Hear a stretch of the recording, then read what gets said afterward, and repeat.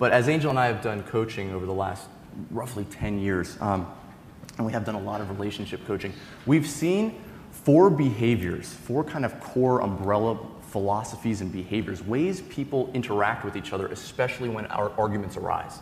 So there's a disagreement, there's an argument, and these 4 toxic behaviors seem to pop up again and again and again. They're super, super common.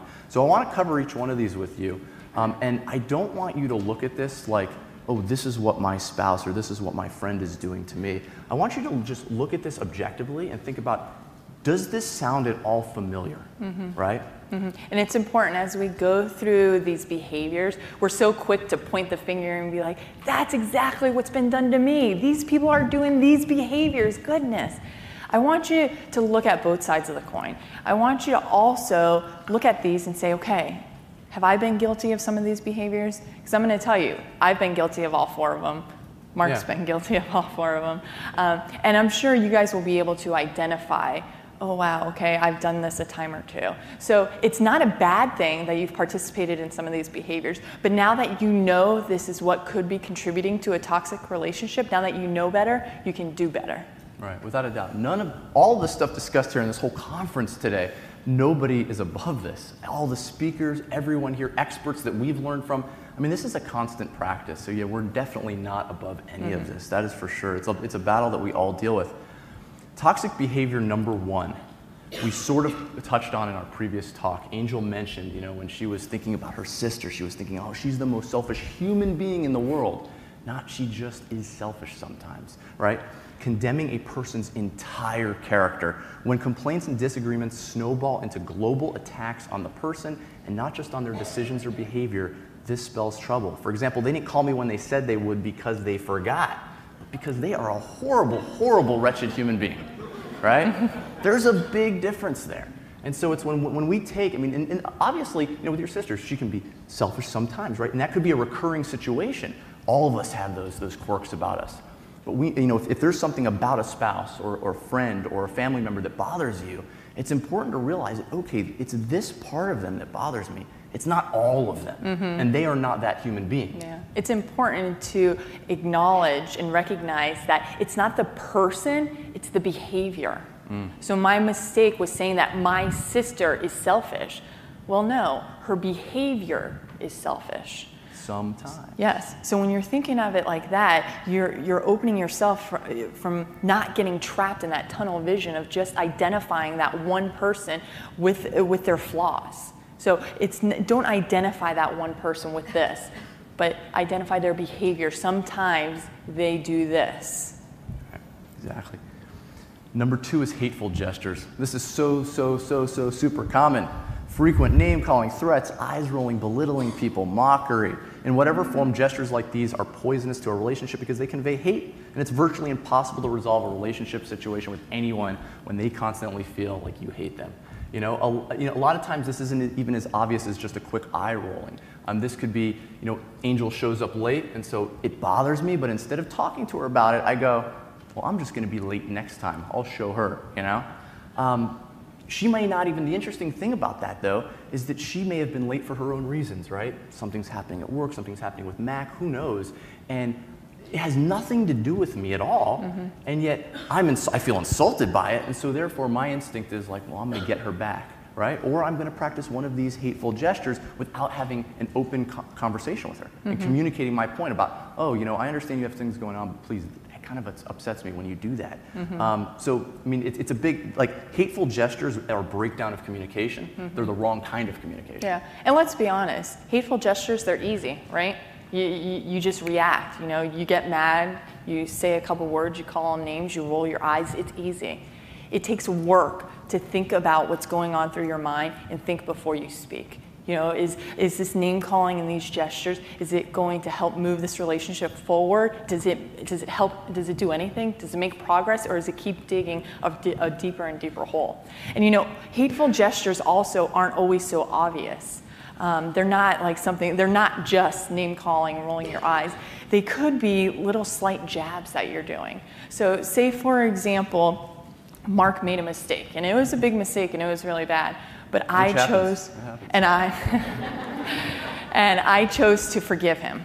Okay, let's imagine I chose to forgive him and we are going to move forward. But when I get reminded of that mistake because of a situation, am I going to continue to throw that in his face and say, oh, well, you did that before, you're probably going to do it again? Like, if I'm continuing to throw that in his face and make him constantly feel as though he's got to earn my love back, that he's got to keep working, that I'm here and he's here, that's a hateful gesture. So it's not always so obvious, but sometimes we participate in those types of scenarios. Yeah. I mean, we often classify this as when you are using someone's past mistakes to justify your present righteousness. That's a big no-no. And this can relate to very touchy and tricky situations. So, I mean, to a couple, and somebody cheats. Now, there's a decision there. Do we want to take this relationship and do we want to move forward with it? And maybe the answer is no. But if the answer is yes, and one person decides to forgive the other, if you say, I am going to forgive this person, then your actions need to respect that decision. They need to back that decision up. Because if you say, I forgive you, and then 6 months down the road, you remind them of the fact that you cheated on me, right? And then a year down the road, you remind them, you're a cheater. And for the rest of your relationship, it's constantly, they're down here and you're up here looking down at them. They're always going to feel like they're not enough, right? And it doesn't justify their behavior at that one point in time, but it means if you want this relationship to thrive, if you want it to grow and get past that, you can't possibly be looking down at them for the rest of your life, right? That just doesn't work. And we're not saying that thought's not going to cross your mind, okay? No. Just because you forgive them doesn't mean you forget the act. So just because when that situation does arise that reminds you, you can think about it, but just know that you're choosing to move forward. You're choosing to move past that. You're both working together to get past that situation. And so if you're just going to continue to throw it in their face, you're not making progress. You're not helping. Because both people need to work when it comes to this. Remember, who would I be without that thought? How would the communication be without that thought in my head, right? Number 3 is denying responsibility. An obvious point, but when you deny responsibility in every relationship dispute, you're just simply saying, I blame you, right? You're in effect saying the problem is never me, it's always you, and this denial of responsibility just escalates the argument because there's a breakdown of communication. This is a tricky one too, because you'll say, well, this person's doing this to me all the time and their behavior is truly toxic, so how is that my responsibility at all? The reframe is, are you choosing to be in the relationship? Despite that toxic behavior, are you choosing to be in? Because if you're not, then you're not in a relationship. But if you're choosing to be in, then it is partially your responsibility. Because only until you take that responsibility can you possibly have a positive conversation with them. Can you possibly figure out what the next best step for the relationship is for yourself, right? If you don't take that responsibility, you're giving your power away and you're simply saying, I'm the victim here. So it is your responsibility. No, their behavior and the way they're acting is not you doing that, but it is your responsibility to own the fact that you're choosing to be in it and that you can only make progress by taking ownership of the fact that you're choosing to be in it. The next best step can only come from that realization. Yeah. And if you're constantly pointing fingers, that's like saying, okay, it's all you. And if you're pointing fingers, then it's as if you're not even in the relationship, but you are, because it takes two to be in a relationship. So you need to take responsibility for your role in the relationship. Exactly.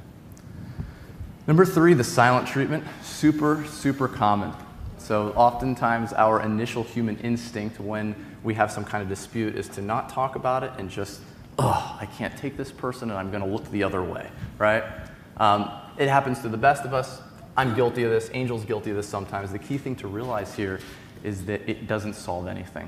It literally removes the other person emotionally from that conversation and thus eventually from the relationship if it's a constant thing.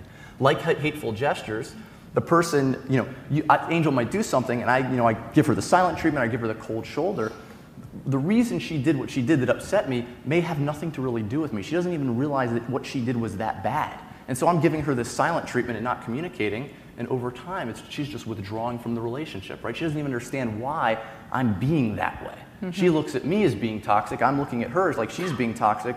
There's no progress at all. And I'm totally guilty of this one. When I get upset, I tend to like hold all of my emotions inside, and I don't communicate them out. I just let it boil inside. I go do something else. I distract myself. But that wasn't helping anything.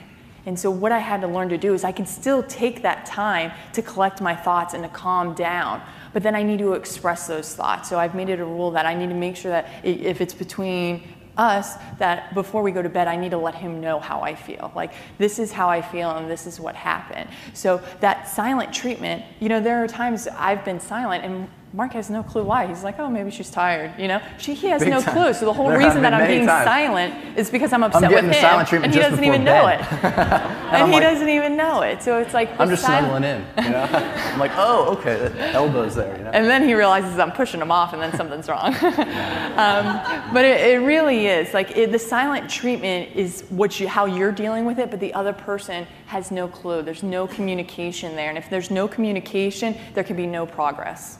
Right.